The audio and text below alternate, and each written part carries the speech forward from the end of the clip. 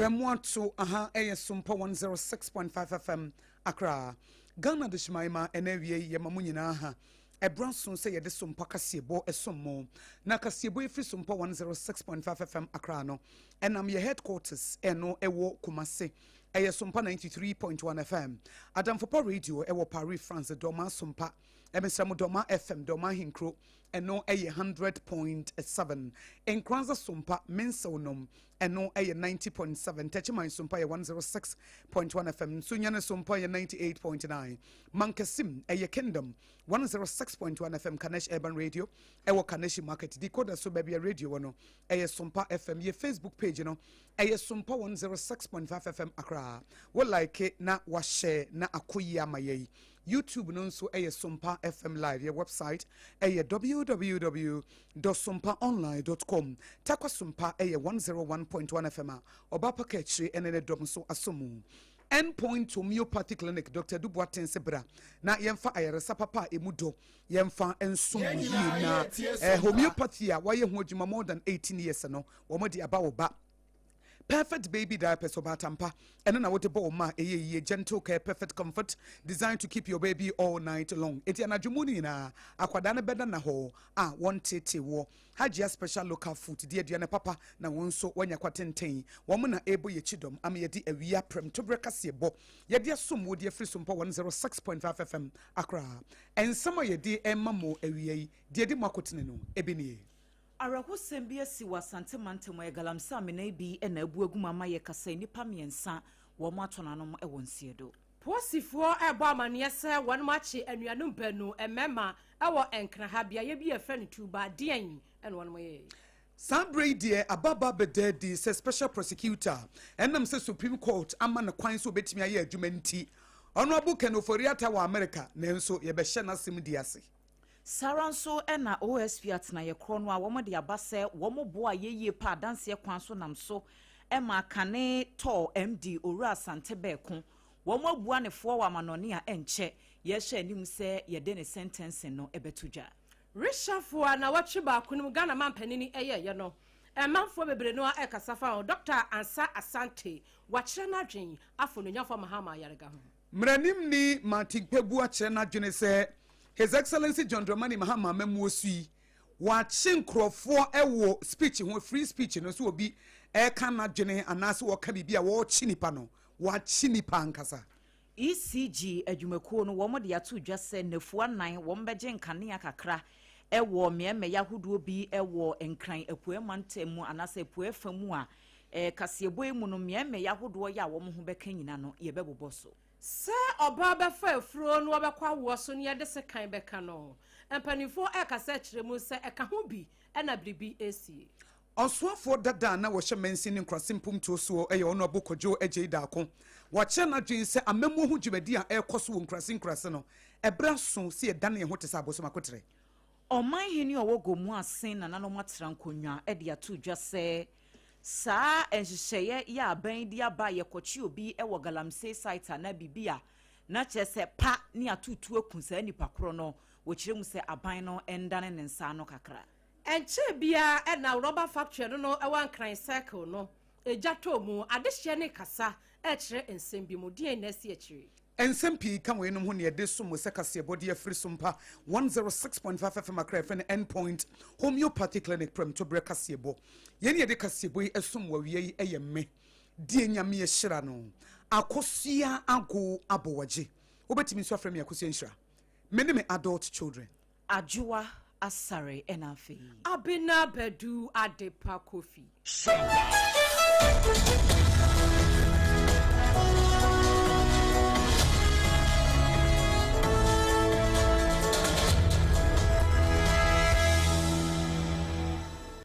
Afei kasiyebono enchiremu ankasa eniare hosam ene yede hyase e wasante mantemo abeto dwase emrantie miensa womo akoka galamsey amena bi mu ama womo atonanom wonse do arehosemi si wo bom so ena afei suntre so ye no no e wasante achem central mensi no emu ewo asante mantemo na saa enipa ya ye ka omo ho asemi wo mu kire mu se mienu eye ema ena baako eye bema wo mu mfie no beye aduonu mienu ekosi aduonu nsia 22 ekosi 26 years na chese we kra de wo mu ye mabunu kra na dansefo a wo mani tu asem no kire mu ese yese galamse adwuma yi a wo mu ye free bibi one leg na saa one leg na se wo mo na najo no wo mo kwa bi a site na wo makwa ye adwuma wo hono no na akire ebi mu so asi akira najo na wo mo so akwa kotu ahwese wo mbetimi anya fam agudie ne bia enti saa adwuma no e na wo mo ye amamienu obema baako eka ho a wo mu nyina ekowu yeyi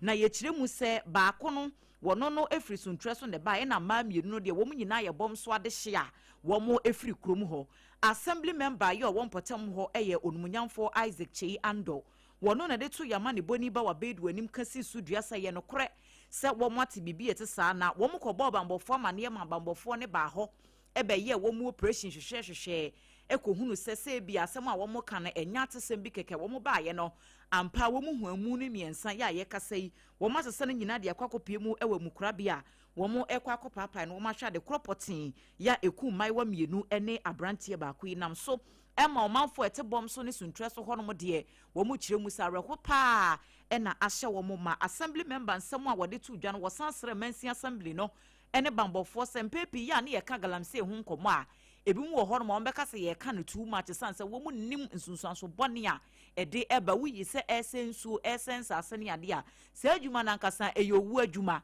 entu obu wo hono mo wodi sika achia no wakwa kowu nemum se bia da wo no bekoso kese aten de yehu sesi a no obu wo hono mo a na dwene betimi asesa e wo gina ya wasi no ho nsem assembly member ede tu dwa ne bini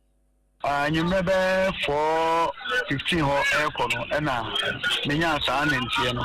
na ade bia ye friend no say one leg akwete alobia mine eno no different type kaka no mu use machine bia akwete champagne machine eti omode ayibi esanso a eno no akwete se hose bia wo dia se pipe no a film over. Omo car no so mu use as a horse omo boka ho no eti onto ode ho anwana na anwano afa fight room eko baby a omo chi gold eno nti no ode ho anwana na yese bonitokro intoko na bonikodu point bi no bonitokro enye bonitokro eko asasmede ko ne ntenten so to say de kusi atu ni bo type aha enti eko mu a bebre na so no ejibegu omoso ebusiamu amoshe ewo Facebook no wa wonya masonso brasu bi SOMPA 106.5 FM Accra on Facebook and SOMPA FM live on YouTube na enipa no wahu se yabo mo abomo ede wo magu apaso na yede wo mugu pickup white bi aba besi we no wutimu se na eye bra bambofo no be anaju tumu na saa asemi esi ye akosesa mu nyina yede eko amukura bia afei na police for no wo de official statement ebeba ewo sansemi ehunti ye ni de achi bibi foforo bia etofom a ye de besoma mane boy ba wa beidu na ede bae ye to asam no eso ne yakoyanim ewo ensam foforo mu na arahusam yin ye de to ase empanifo won de odwuma ewo Ghana Police Service mechire posi adwumako no ewo nkran ha wanum se wo mache emrantie banu a wo mo eye anuafo na emrantie a ye che wonum no de ni din ede Adams Ada Amede wanum kire mu se ni mfinhia no be se aduonum emiesa eso na ni nua ba ko ka ne ho eye Bella Beyond na emrantie mienu yi wanum dwuma wanum edi ye ne se wamu ebowura wamu nua pani ba ko fie masabi wanum ekoshutu no wamu bonituo peste tutia ibi emofiri mu etinananom siedo ne yire enso wanum kire mu se wanum shutu no onso de Nyakopon di ni ho afofie ema bra wanum epie ho ayede no kwa ya sabia no wonyane ti didi mu ekakra na de ba ye enesem abrantia wanu ni din di Adams Ade Amelde no wo kire mu se ni nua wano wokwasu no ema wo free mu no de bia ni nua ne sode ya ne wodi natem esen ya ne wo ye useless emfaso bia ni so wo kura de ya wo ama wiase kura nkeye enti sa ensam no a wo kire mu se aya ni nua ne ka kire no no edi na adwemu dem ema ne mental health ne kura no it has risk na kyerɛ sɛ na adwe mu apɔmuden no ɛnhyɛ da ɛnsisi so saa ɛno ɛna ma no ɛyɛ n'ahyi yɛ wɔkɔ nadamfo bi nkyɛn a wɔno ɔwɔ etutua yi bi pestle ɛyɛ nadamfo Gideon ɛna wɔkɔgye saa tutua yi bi ɛwɔ n'akakye na biayɛ a ne nua no ɛne ne yere te ɛyɛ Beach Drive Estate yɛ no ɛwɔ tu bɛbɛn wagya ɛwɔ nkran ha ɛna wɔn di wɔn ntɛntɛnoa saa na wɔn nya akwanya kɔwura ne bedroom yɛ a wɔn ɛkɔ shutu ne na ɛwɔ abere a wɔn awie no wɔn nim sɛ ne yere Christiana Fosu wɔati nananom siadu ntinkagya wɔn awie wɔn adwuma ɛna wɔn ɛkɔ yɛ a posifoɔ anya ne nti yɛ a wɔn bɛsi akyi na bea posifoɔ ɛbaayɛ no na bea yɛ a Christiana Fosu yɛ a wɔn wɔyɛ owura no a wɔafiri mu no ne yere no na emogya ɛwɔ ne ho paa nti wɔn tabiri no ekopie mu ɛwɔ ayasabea bia no wɔ wagya ɛde fenyi hospital na ɛbrɛ wɔnom ɛkɔyɛ no na ɛkyerɛ sɛ wɔsi ɛbɔ akyire ɛkɔ kolebu ɛhɔ ɛna wɔn kɔto ana yɛ ahwɛ so nyakopɔn yɛ adom ɛma ne yere ne deɛ ne ho ɛyɛ nanso no wɔabrɛ wɔn kɔpie mu ɛwɔ fenyi hospital wɔ wagya no amo edi kra sɛ papa ne mɔmu deɛ wɔati nananom nsia do dada yɛ na akɔyɛ awerɛhosɛm posi adwumakuo ne nsɛi enuafoɔ baanu yɛ ayɛnsa so wɔ mu yi emra no ɛne wɔn mu di sabre wɔn mu gusu a yɛtoto wɔn ano ne yɛhwɛ sɛ ebia bibi foforo bi ɛwɔ akyire nti ɛna wɔn mu ekodi meka wo sɛ endpoint homeopathy clinic prem to break asie bɔ na wuti a perfect baby diapers nso ɛbɔ ne kyedom hajia special local foods ɛgye no abababa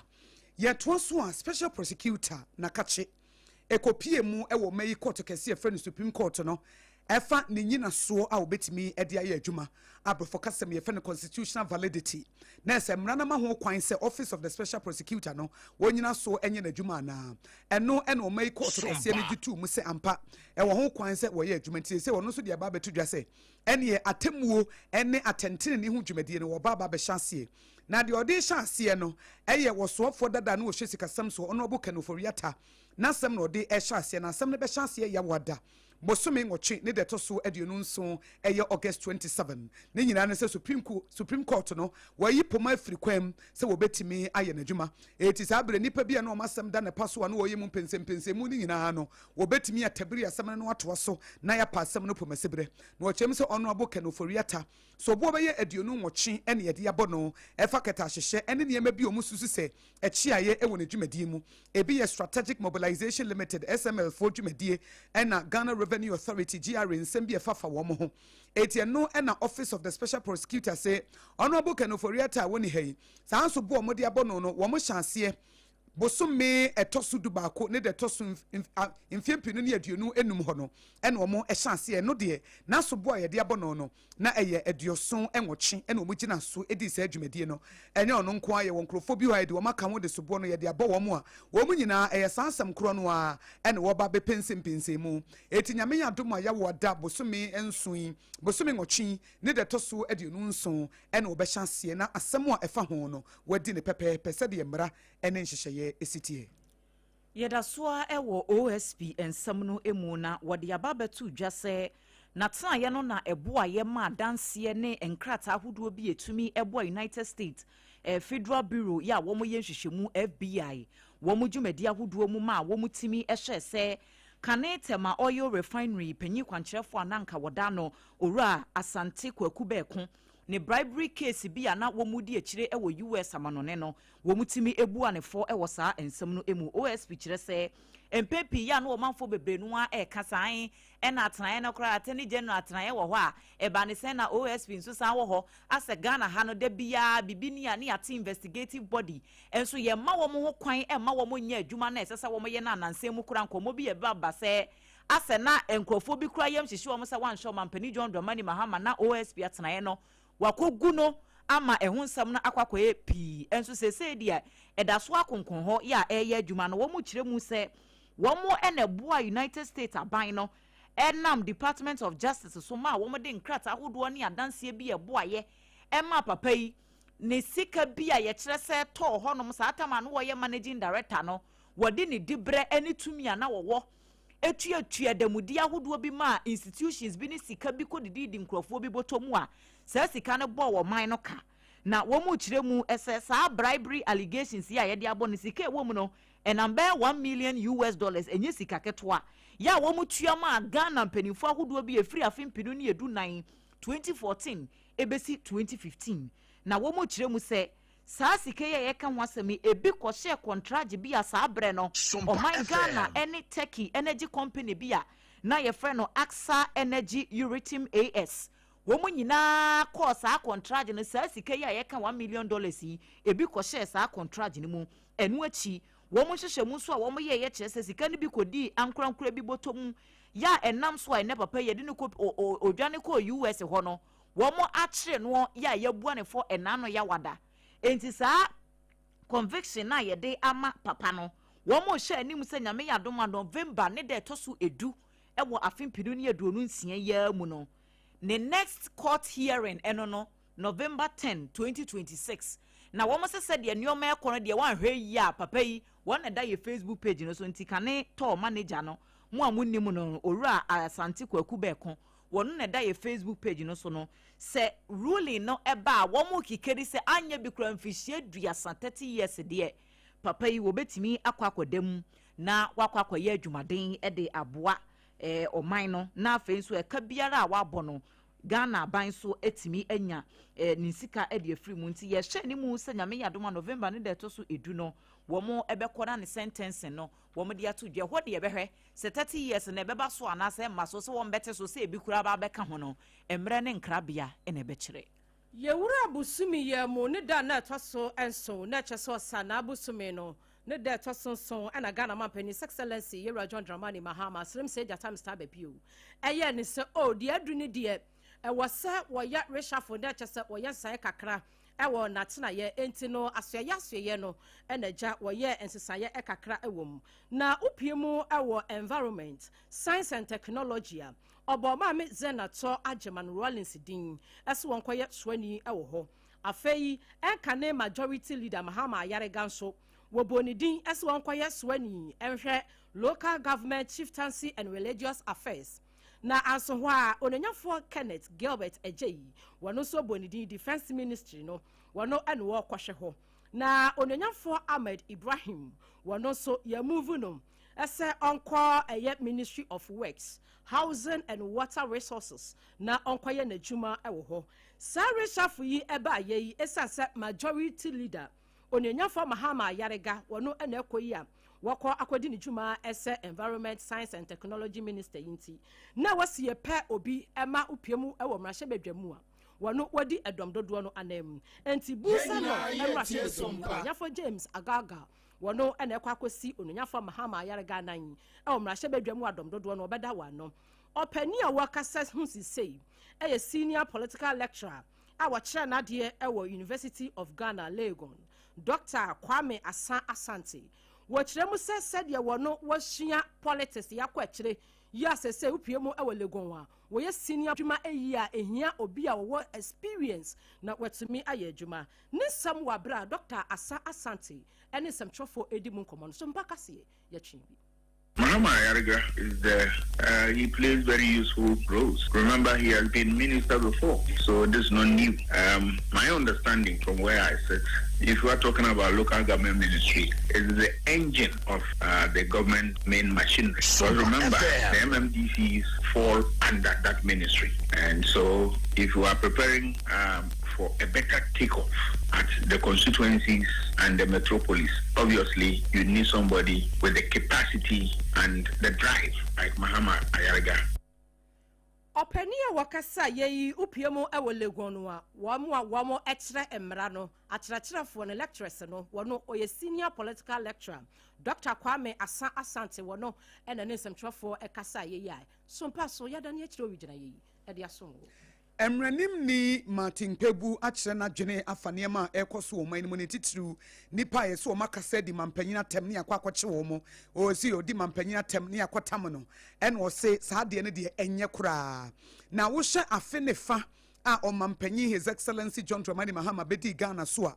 enipa a wache wo mo no ekyɛn emfie nwɔtwe a His Excellency Nana Adedankwa Akufo-Addo obedi Ghana so wo se afe ene fa enipa aban wei John Dramani Mahama His Excellency wachi wom wogu mu ofisi so o makasa atia mampanyini o madidi mampanyini atemti achi wom no woku wom nyina abom ha edonso pii esen o mampanyini dada na Nana Adedankwa Akufo-Addo emfie nwɔtwe a odidi Ghana so na we see His Excellency John Dramani Mahama administration wo munya hweyi de omo ye no enye wo munyai e mo manfo nkasa wo se won kasa bia obi ni obi atemo na nso so obi di obi atemo a ese etimi fa ekwan foforo so ebeka anase ebesiesie no se bia be ma na tua bibi na emom se wo be chi nipa no di nipa na kotum adan a yesi wodidi mampanyina tem no ehu papa e de ma NDC fo e na ehu bebre e de ma His Excellency John Dramani Mahama obema ni pepe na sem na san betan no efise so obi kokana sem na so obi di na tem na ya chi nipa no tum di a na eyade bia ensem fata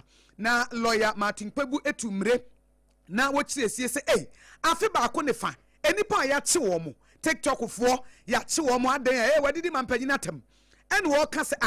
na omampanyini dada akufo ado na breso ye ni natem wo so onu kura lawyer Martin Kpebu no ka kire ne se wo keka nsem bi fa ne ho na nsem fata ena sa bre no His Excellency John Dramani Mahama e ka se achim sakawa mafia oso ka kire mampanyina wo tie dwaso se wo ye achim sakawa mafia no His Excellency John Dramani Mahama ne kan ye ebra no wo opposition no lawyer Martin Kpebu ni busa ne so kan ye che no wo kan se His Excellency Nana Danko Akufo-Addo ne dom ya achim sakawa mafia no ye be chi ni tumu ene wo kire mu biem se o mampanyi dada Jerry John Rawlings kura ni nipa bi kan nsem bi e de fa o mampanyi dada Nana Danko Akufo-Addo ho wo mo no kura na ya nchi wo mo antum eti adai ena bibi se yaba no so ono kura no okaka se mampanyi Nana ADWOA ye mampam onu la ya pebu de ka kire Nana Danko Akufo-Addo so ye mampam wo kan so ye mampam no ye be chi no atumu ana ene wo se na ya ajantoa wono so kan se o mampanyi dada Nana Danko Akufo-Addo wo ye Nebukadnezar wo kan se wo ye Nebukadnezar ma fei kro be kan se jaye me nkasa ono kan se o mampanyi Nana Danko Akufo-Addo ye Nebukadnezar no hwan na koche ne di ne tumu se wodi mampanyi ne atem ene wo se o mampanyi dada Rawlings se wonya ne ba bi kuro yi wo kaseti a mampanyi dada JA Kufo wo ka chen se wo kromfo you are a thief wo se ebra JJ Rawlings kan se JA Kufo ye thief wo ye kromfo no hwan na koche JJ Rawlings etumu enti ebanesen ye te ne se ye no anesen na amene afo ne ye kwa hata anasa wo ne ye kwa yie say His Excellency John Dramani Mahama memu abre so afenefa ya chi nipa bebre atum wo bre Nana Danko Akufo-Addo abre so nipa emfie nwoche eye nipa dodo sa na echi wo mutum nti ono lawyer Martin Kpebu ni busa se eti entimi fa kwa foforo bi su nche wo maso se ye echi wo makwa kotum wogiri se His Excellency John Dramani Mahama wonya hwe fi se 1.5 years no esa wo twa no ensem fata sei ene wo kan no.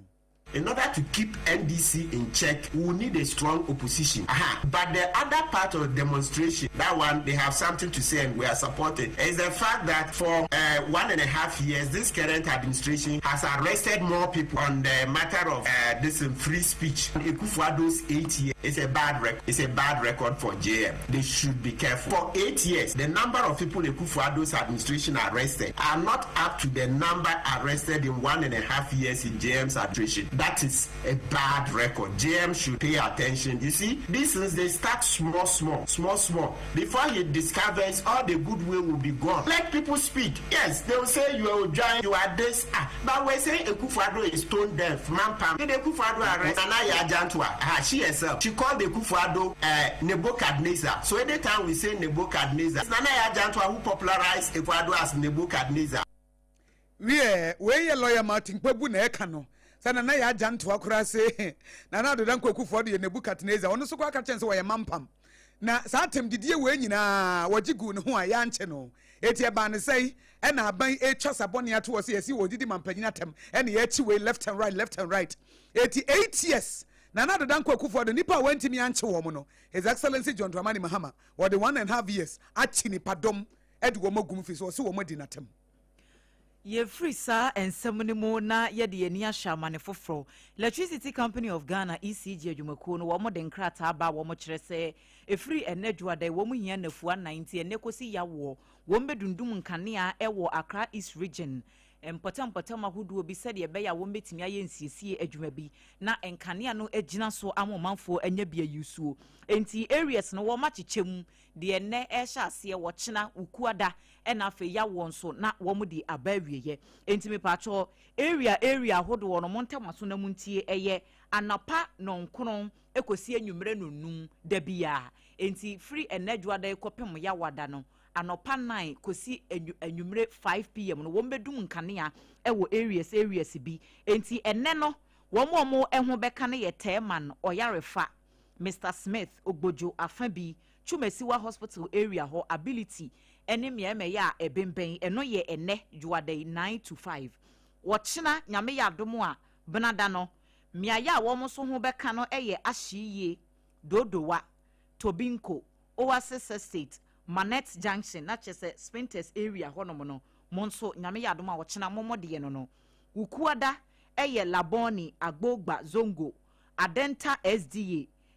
Taught to Teen School Top Herbal Clinic area ho Madina Fabi Libya Cortes ene mieme yahudo bia ebemben na ne kurakura mu ya wada no eno de Achimota School ene miaya ebemben Achimota School area ho nyina no eno ye ya wada enti womo nam nkrata iso ka kire wo manfo nyina sa womo sere mo obi anfo womo nkosi baabi ntwe wo ma no ene ye ya na ECG fo na sei ena mo amane ena sei na womo adum kane a womo sere eyensie na womo ye se de be ya nkane no betimi agina so ache na obi atimi anya bia yusu enti areas ya mabobo nyina mo nhye no nso se wo bibi ya na waboaboa hunye nyame ya dom a ene kosi ya wada no nkane ne bedum 9 to 5 enti mu a machichechiche mu nyina na ene wochena ukuada ne ya wada no obi anhye ne de nso se de be ya obetimi aplan ne wudi no na bibia nso atimi akonka wo mo se wo mo epachew se de be course bia no ha bia sa de wei e de bebre obia no momfa nche Abusia ye twansam no eso na yakoyanim ensem fofromo original ye ede asomo na empanimfo na edi nkomo yi ene yi no aye oba ebefa efuro na wobekọ eye antenatal na sampefo clinic ya na bosome nkono na awo no ebeso no na arokotafo na se ebia midwife wohwe ne nse da bi ye hwesa de ne emekọ no a ahwe ya na wuntimi enwo normal anasa wa wuntimi wunti just ye o cesarean section said ye bimbe friend CS no ana ye de sekan ebeka wo empanimfo akire mu se enei oba bekọ awo so ya wo ma no eye adoso dododo wanum hwehwe mu no asante mantamu ashanti region wanum di kan afei enkran mantamu wanum etoso mienu wanum se what se oba ekwa ye no wadi nipa ba wiase de enka we de enka sebi enka ni kwan se wo free mu na wo mo hwehwe mu anu wo mo bisase aso eye cesarean section no CS no ana ema kwa wo so a wanum ema na opani a wono woyeswani abedi akire a wonom ehwa pomodin ehonsem so Dr. Grace ayensu dankwa wono na ebisa sasemi sei na wonom ahwehwe mu ahu se ebetimi abase ebia eniema wonom hia ede yesase yese no eno na ho ekọ achema ana eto chew ewo eye facilities ya bebre ewo mayi mu ana se ebia adokotafo no a wonom eye sase zero section no CS no womo na ebia niema bi etotochema ana etosini ewo womo afam wanam ana de yefre no emergency transport services no eno so ana wonom lake se ebia yebe yoba ne CS no awie ewo se ebia complications bi ana bibi esi ewo ne ho sabre no na wasi yedidi free bia ye ne CS no ekọ baabi foforo na yenya akande se ebia ambulance ana se de yede ne bekọ ntam ana de ye be ye de ama no ama sese bi moja na etunu a ebegya no eno enso ahoto chema na enti yensem bebre no a ana Dr. Grace ayensu dankwa we deputy health minister no wono obisa ne samwa wodi tu dwa no bi eni. As you all know, maternal mortality is our worst performing index. In 2025, 965 women died in childbirth. That puts us at a maternal mortality rate of 235 deaths per 100,000 live births. WHO recommendation to achieve universal health coverage is 70 deaths per 100,000 live births. So please do the math. 70 times how much is 235? I'm not going to answer. And we also want to reduce maternal mortality by 20% in 2026. The mid-year figures in 2026 as of May is more than the figure. Dr. Grace ayensu dankwa eyeswani abedi akira wo shapo mede ho sam so wo mayimo ne sam eno no nuachi no yenuanu ma bia wonom efafuro ekwa yasabe a wonom kwa wo ye yom cesarean section na CS no wo so ene nsɛmtrafo edi enkomoyi.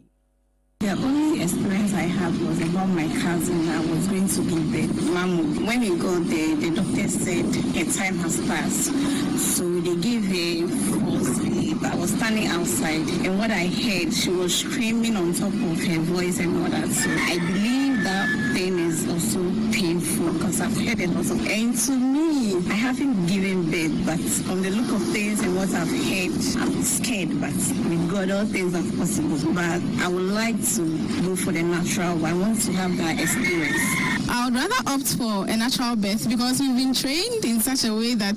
our mind has been psyched that CS is mostly for complicated pregnancies. So I would rather go for a natural birth than CS. If there are no complications, I'll opt for natural birth. But in case maybe you are pregnant and you're having some complications, I think CS will be better just to save your life and that of the child. Kaneno kra na wanmo akasa CS no nkaya na ehu ene yidie wani guso na dokotafo a nursefo midwifefo no wo nkyɛn wo nu bedi nkwama ade hia ene se ye bebo panea no ya wonte eyaw no enti no enye hu saa enti eni kwan ese oba beko ne ye beye no na omafie enti ne yake yakoma enche em empanifo sei wanam ade ne ma papa egu akwan mu. Yen twanka se bono so ana emre bi atwam wo so afo no hye mansini nkrasimpum to so eye ono abokodwo agye daako wacha na dwene e dia fa amemu a ekoso e wo mansi ene nkrasimpum to so no akyerem se de friend district assemblies common fund na ye foto a ye twa ye de bo mansini amemu ho dwumadie no eye anamra hyebedwafo kogibi yenyi wo mo mfirim yenyi mra hyebedwafo ni mfirim fi se mra hyebedwafo no wo mo gifiri wo mo gisika no a district level na nasa mensi hono ayeye adwuma no emwa be pa no mo de se sika etimi boa na nkasa district assemblies common fund de mamra hyebedwafo no yemfa ma assembly members no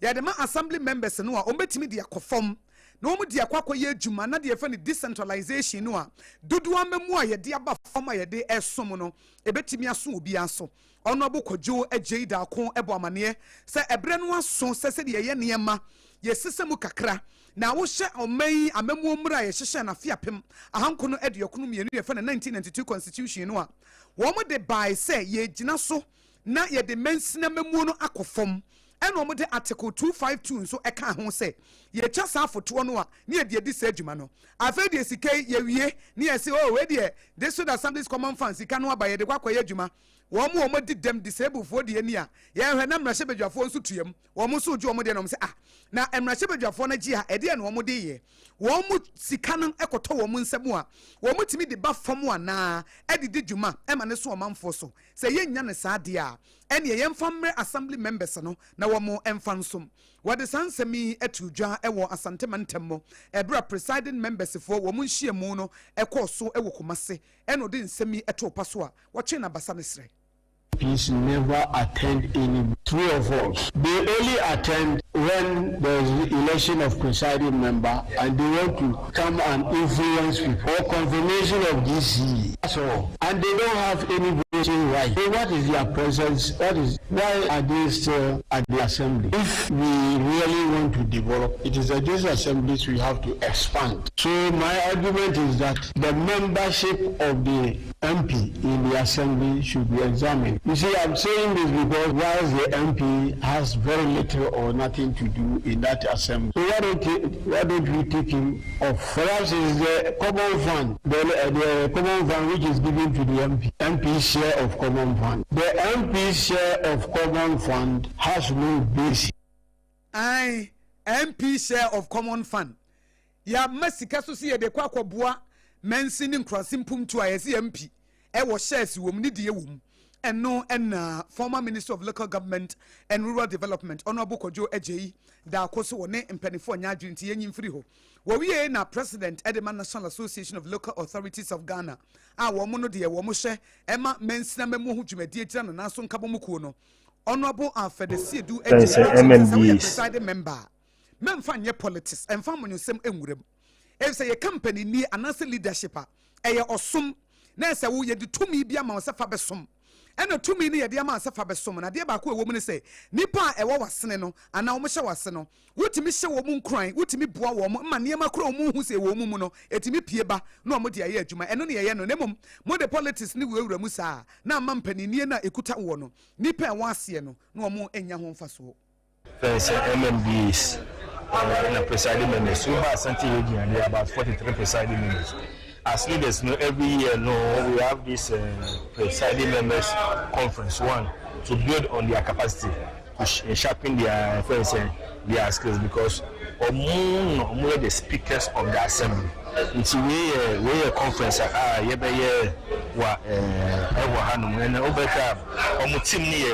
leading change at the grassroots, the role of presiding members. You see, every development starts in the electoral communities. Communities in share an electoral area. I say, electoral area share constituency. I say, every constituency form part of a region. It's development be starting with. So as presiding members, you should be able to know your roles and responsibility as a presiding member. And then it's going to be a 3 days conference. We have local government experts to build on their capacity to sharpen their skills. No more how to have total control of assembly in terms of presiding over the assembly, because they are the policy makers. Policies were assembly for it to be implemented by the technical. Opinion of the National Association of Local Authorities Ghana, Honorable Afedesi Edu Eji and Kasaya Yensentroni, Bawabedu etintim Edia Sumye Ewo Ewie Sompa Kasieboso. Ye kai was say Premtobra Kasiebo Ewo Sompa 106.5 FM Accra. Yeni affiliate ahodoɔ ɛna wasugusu awutie ne yenko emfimfi mantamuno emu. Na ɔman hini ɔwɔ Gomua Asen Traditional Council ɛyɛ obrifu ehunako aho ankɔbea wɔtɔso mienu. What the two just as some of what became one manful be best upon a power or no one mine. Was what catch your mampany, His Excellency John Dramani Mahama say, Galam sent to Quanwa Wakwa Siciano. I didn't say more woman pest wombe for Cosu who be musan say, Assemba ya can so a mouthful binomodi, a mean vita dukuno, a bomu say pampe, will be ante he. Now was said the abet me a boamo mouthful suro say ampa a bind any abre. Now one more moya galam said wombe jaya I just say abandoning the sanctions and what DB to set shoot on the site no what the ba send ye beto or hono mabambo for a woman buy no more moya galano was site hono pa near bomutuakumu was say and no ya dear be a bit me up was a walk can you or can say no will be a galam say yenchinian prosecute no near fan cotum I know where you may and no moment for so bason was a ray na sem crofo kromu hanoma woman sikana womunya wa galam say no muno. A chair fine na ye day ebe man no obu has the problem. Woka se won tua 1 million Ghana cedis kura wo betua na ne wochina wo bekwa kwaye wo baabi de wo benya na kura beboro 1 million na wotua no. Nemo no wo boni tu akunu a wochina bi no. Won kwankwaye galamse ni bi mo obi nso a wahunu de aban na ye no. Wo befo mafutuo na wono so emfa ne nkwa enkonkodi agoro. Na wo de nsem we nyina etudwa wabra. Womode dwumadie sunkubi ehye so a emfihie duonu num 25 years say ye de si ade so se oman hini owo Gomua Asen na nanoma trankunja sa dwumadie no ase na opanyini e de sansem no etudwa.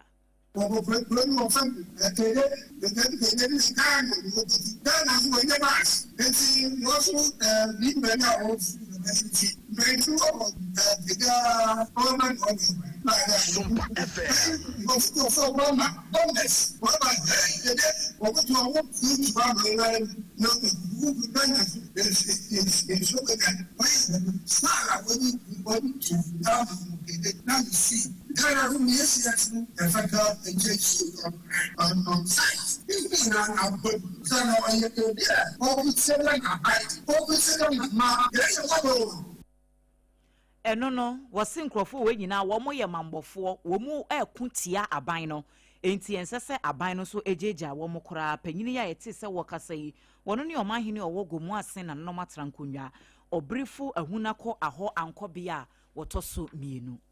wo ensam foforo mu no encheri bia na upiemo e wonkan ha no mo a ensubrantam bi etoye ema eyiri pa yana empanifo ni bi kire mu kura sa abakwasem mu no ase we die aburuso ayo humu mu bu some no ne da na toso aduonu enkono June 29th no ana senso yi etoye na opie mu e wo circle rubber factory bi ana e wo ho empanifo kire mu se ensuo no ayiri sa no ana wo shops e wo ho no ma wo na tonton sa plastics ni bi no wan mo hya se yan hwese betimi ayi kakra na ensuo yan fe yanko wan mo gusu a wo yi wo mo niema an wo mo ti wo mo kotwa wan mo ani a eja pa ana aso wo nsuo no a dale ene esa rubber nso de ekija ene ne dale se bru chen bru jakora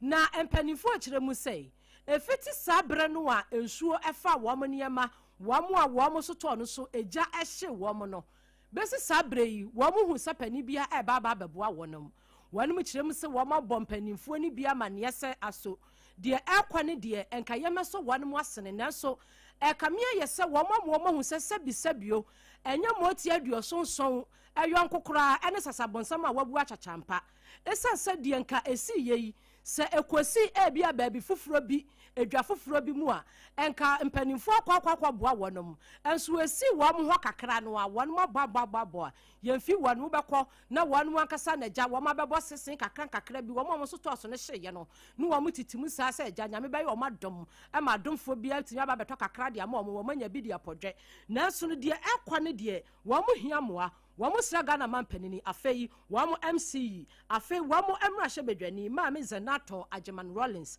ese de aduni de atokono yamra emeso wonmu komitini mi nsa wonyame anim se manfa ba ho sa man de ne die ne nyanyankopom pa wo ba mu a nanka yemu bebire wo wa papa wo sanka se se emre de nka yesie yen because waje loan de afa no yoma eno ye ba ho wasia credit manufacturers niema from suppliers enye sika ketewa ntimi amfa hwe shop no me wo 8 me fan se ya de me se ya me shop ni na ahye sika be 1.8 billion ni na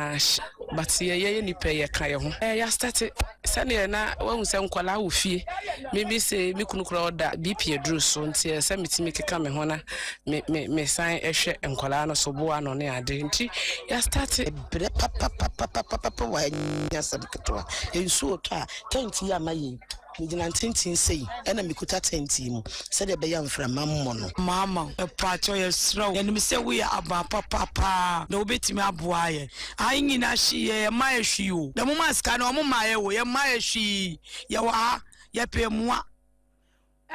de wanum ahia bi pa enti no wamra hye bedwani maame Zenato Ajeman Rollins wade hye se bra be so wonum asene na womudu wom nsam atudwa ewiye no municipal assembly no so akire mu se womu ate womu su womu su ni mpanimfo a wonum aka bi wom no womu no womu adi nkomo enti no we de se de ekom de abrewo a wo su ni nananom no womu atie wonum su enche kora wom bete wom nka. We don't want situations where these people were not paying it and we are just paying tolls. The contractor comes and some will be disenfranchised. This has happened many times. We are thinking of doing sheds for them. Then they can do some wooden structure to demarcate where to lock there. Normally they are west, they leave it there, but nobody goes there. Who's going to steal rubbers? So those are things we've spoken to them about what we can do together. Then what can the assembly do? So it's all on the table. What we are doing now, what we've got into is to get our lawyers and the lawyer from their end.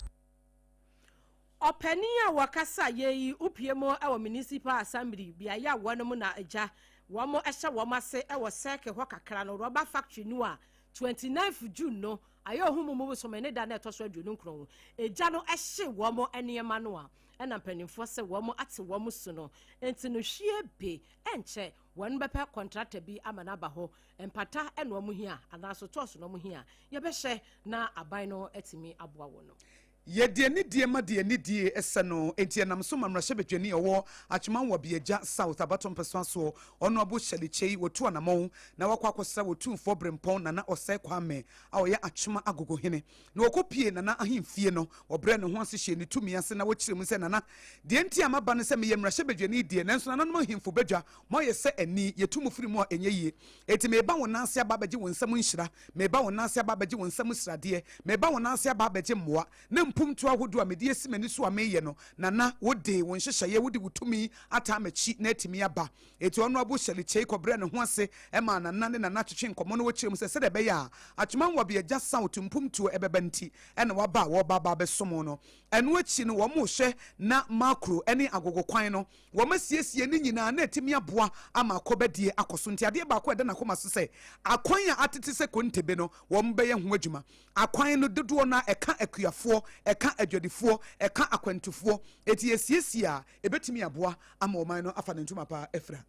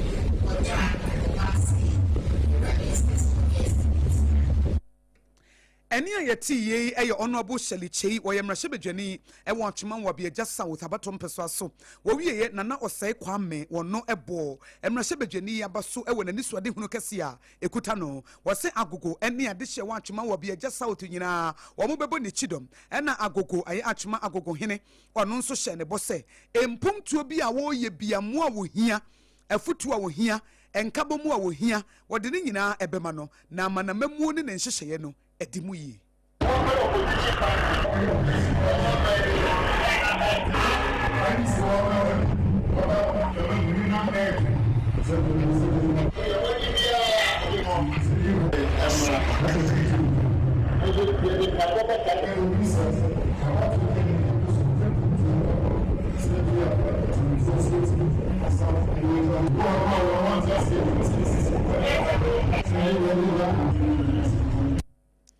ene da hono nana osai kwame wono ene mpanifuo ehyiaye ena enisuade hunu ahodo a mpanifuo edi atwudwa no wono so hye bosa atwema gogo hene ene ne dom nyina bebo ne chidom na obapa a wono ye honorable Shelichei a woye mrahye bedwani e wo atwema wo be agya South no empumtuo abawa no wano na macro agogo kwantempon no wasiesie yensentro ni ba wo beidu ene tintim wei ede besom ye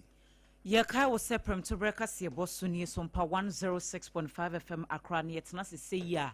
Enya yenkwa ene ye nam ye ne nnwumaku ahodo bia wo ma dawro ma wo mde sika so asene ena da bia ye de ensem no ebremo yemfa seda ema endpoint homeopathy clinic wo mo adawro ma ne yeti baabie endpoint se abrabo na edin dadawodofo entina ho ma yade ma abrabo no ma meye afekura de wonya ye kura na wonte asibie wabra endpoint homeopathy clinic wo yade bia mo aye mobo yade amanipa sese wo na ma enipa esre wodi wo ho fewo o papa yi enano no wose ne ho odin na hwede waye me pacho ko endpoint homeopathy clinic na wo momfa enuro papa enye wo nipadua no ema yade bia si entutewu na se ya wo ho asem obi wo hono mo a waware mfie bebre nie ene wachinchia ne nam anum nuro ne bia enso still baby eda ne da ko try endpoint homeopathy na obeba bedi adanse se bia mema wo de ne ye prostate ananse premature ejaculation bia ba ne sa no a na ma ne bu afu enya de pa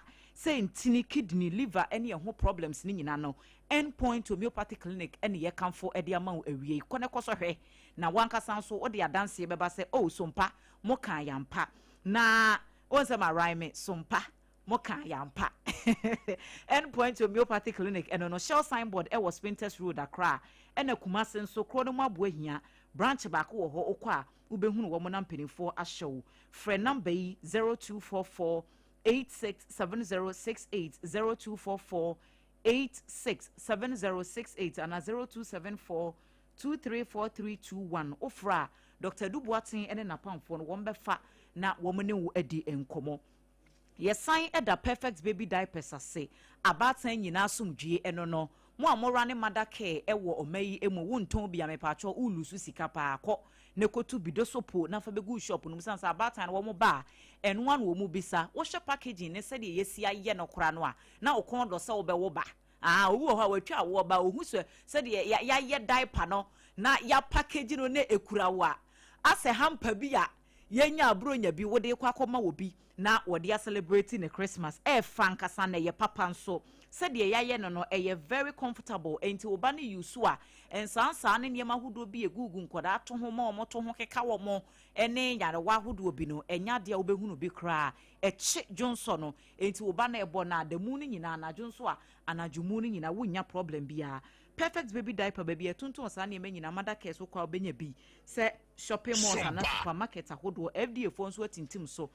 papa mo amope dodo atu no number mo be frɛ no 0531 099889 0531 099889 and 0303957965 na wodem hajia special local foods nso ni o aduane papa fie wie kohonom ne kodidi anasa order lunch bi kama na wonso entimi enkonkan aduane bi a local food aya to din se fufuo banku se ye ene tilapia anasa enkruma ne nyina hagye aye bituoza fi wache ne emu jollof rice nyina no ekoso ankasa hacho atomic kwan no so wo ben transition funeral home hagye aye delivery services nti ufra wo de bi ebebro 0246 359921 0246 359921 yedane ye hutia wa ye ba ye de kase no ebekwa amano ne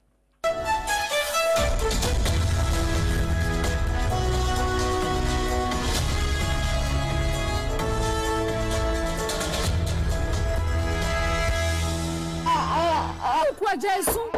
why no Mr. Bremwa ayamio na adana kodani susa yam se kom na dinu eni se wasu a Mr. Mfa na mame akoda na dadu so musa no hwe ni court ni mukrafo wo de mame nyini diaper no diaper no kra de masisa me hu ne amenyempo aya diaper na hwe diaper fufura abadwa so perfect baby diaper make na asemi chinsu ankasa emu ya moto na ade bo akoda na ensansa bia enwu no perfect baby diaper make ye ne Ghana haye na ebua Ghana nkwada nso ankasa onokwa na wokwe me ko perfect baby diaper si bia to sisia na akoda na Fre 0531099889 and 0303957965 FDA aji edwade nkratoi atum. In the stillness of the morning, before the noise of the day begins, there is a sound rising, a sound of prayer, a sound of power, and a sound of victory. Yama wakwaba wa SOMPA First Service ewa SOMPA TV ne SOMPA kupondi fa wastra no eweye brim enam ne nsaso ama onyankopon we ya honwade pi. Through this prophetic platform, destinies are aligned, burdens are lifted, and lives are transformed. We ni butai teacher SOMPA First Service ewo homayen enye TV program keke eye bra osro ne asasi hia eye bra onyankopon kasa chenema. Set your alarm, tell a friend, gather your family, and let the spirits of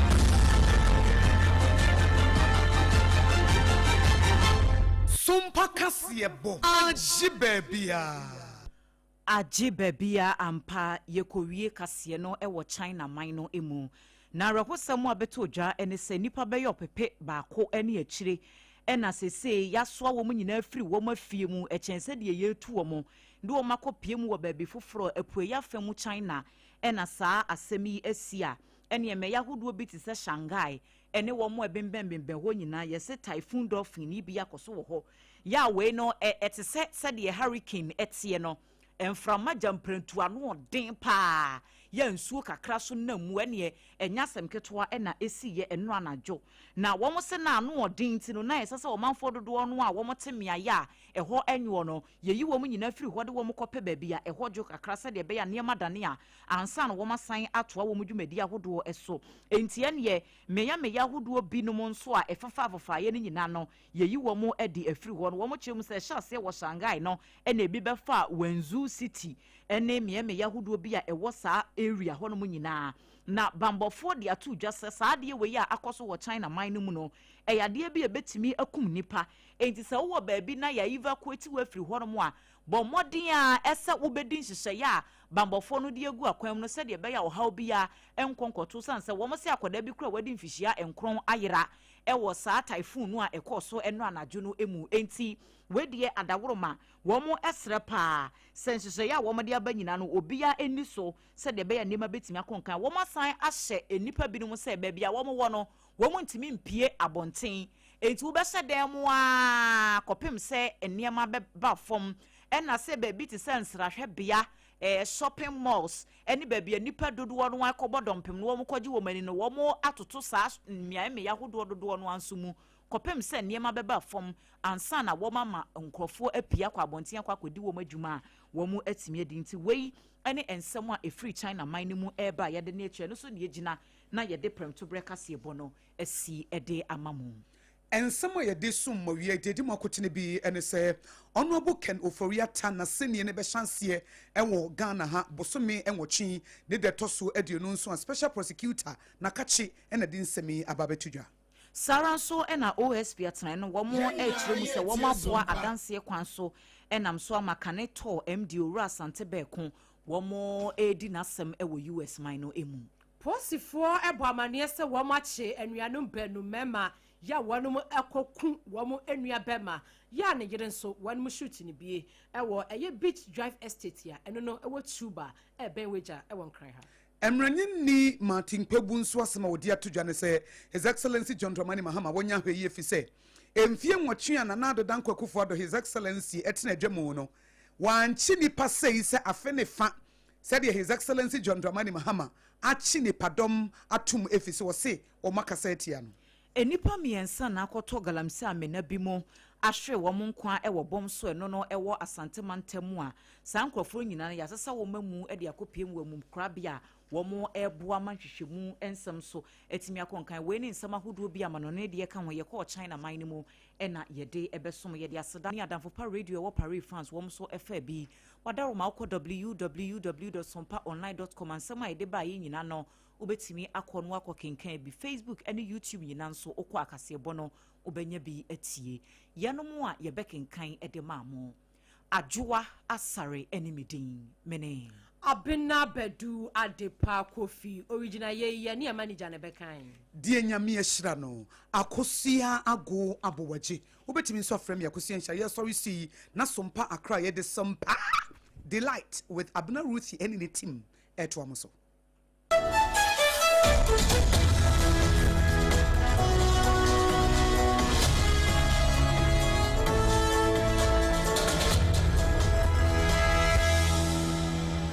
Midimafo, Pokwase Nyhira Accra. Midimafo, Pokwase Nyhira Accra. Midimafo Herbal Clinic aba Accra. Ani owuntie, passengers egumi kai mu. Ehwa na do mreka memu. Abo Dr. Adujamfi Babaso, honorary degree as a professor in biology in herbal medicine. It is said here, ayaresa no, aye more. Oh, missing minim wife ye kopa wo. 1 year once no. Yare bia etatia. Ewo Dr. Tamdaso endiso. Diabetes, hepatitis B, prostate, hypertension, malaria. Yare bia. Kumasi say, owo agogo, opposite government school no. And Krahanso, Obepim, our Pokwase Nyhira Kwanoso. For a doctor, 0244 774 282.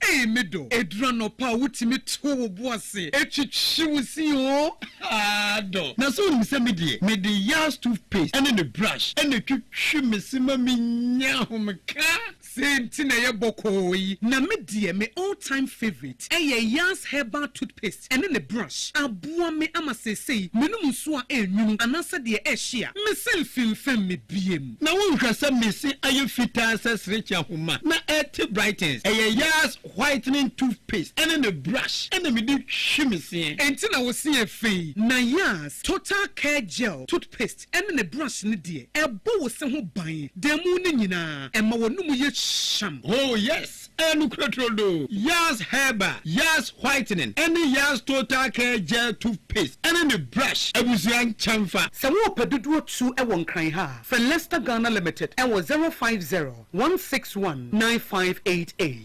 Lester Ghana Limited. And the young toothpaste mo ahodo. And the brush abedwa so abebu. Kwa Jesu. Why no Mr. Bremwa? Ayamio. Na adana kodani susa. Yam sa kom na dinu. Eni se wenso na. Mr. Fane mame. Hey, akwadana dagi so musa no. She, ni kwati ni mukrafo. Wo de mame nyini diaper no. Diaper no kra de. Masisa. Me hu ni amenyempo. Aya diaper na. She, diaper fufura abedwa so eye perfect baby diaper. Perfect baby diaper make na asemi. E chinsu ankasa. Emu ya moton na ade bo akwada na. Ensan se bia enwu no. Perfect baby diaper make yi. Ye ne Ghana heye na ebua Ghana nkwada nso ankasa. Onokwa na ukwe. Me ko perfect baby diaper si bia to sisia. Na akwada na. Fred 0531 099 889 and 0303 957 965. FDA Aji Ejwadi Nkratoi Atum. Endpoint Homeopathy Clinic. Ghana had the obi enim say say prostate. Na baby omutimi ye screening ema hu ni ye etu asia. Na e Endpoint Homeopathy Clinic. Anase e kidney, e liver problem. Wo fa baby e na adjujo. Na de fa ne premature ejaculation no a ba ma bi a wo ne wodofo akwakwahia. Asa wo di ne ho agro. Asa wo tonte. Ene ye bra Endpoint Homeopathy Clinic. Na ye moa wo. E ma ne mema mo pa wo. E ye Endpoint Homeopathy Clinic. Wo mo dem fua. Yare bia infections bi na wo ho. Anase bia wo hwa wo fa baby na adjujo kidney problem prostate there Endpoint Homeopathy Clinic kuma se ubehu Endpoint Homeopathy Clinic e wo konoma boy here e na Accra hanso so there wo mu ginamu ankasa e wo Spintex bebre friend share signboard no uduro na ubusasa wo pe Endpoint Homeopathy Clinic a obi an e be kire wo for Endpoint e wo 0244 867068 and 0274234321 Endpoint Homeopathy Clinic wo mu dem fua Asampa yetia obanyansafuso wo munuya wankana asam Odifo no kan se mititi se bura anka mesu ama me mai bibisa wo na won so se ne oman ne kɔ no woni gye ho ana wonya ya kan sa trai bimra minim se woto aba na nso nim fa so a ɛwɔ wabato ne so wonim wasɛdeɛ sɛ oman ba adwuma no woyɛ ne bia esan se etuaban ho etuaduam ana wafa na sɛ ɛwɔ awode obi a chinchin wonsa age wade na nso hu kwan a wonfa so aban hu makuo ankronkra de no any civil society organizations no wonim mo asɛdeɛ adwade ni sigasɛm no te sɛn remember mo petrol ne kwan no so te sɛn na gas no nso ya ye bi sɛ nyina ye man ni ntio mpanimfo so aka city krom kwa gina enti hia odomakoma chiame obimpo na nakwa mpoma e wo SOMPA 106.5 FM Accra memenda wi ene memenda bia anapa no nso e bi kosi nondu e wo mema nti dwumadie so akai sɛ ni nyina ye mema nti hyɛ no nso memenda wi ene memenda bia 7 to 10 am mema nti ye be som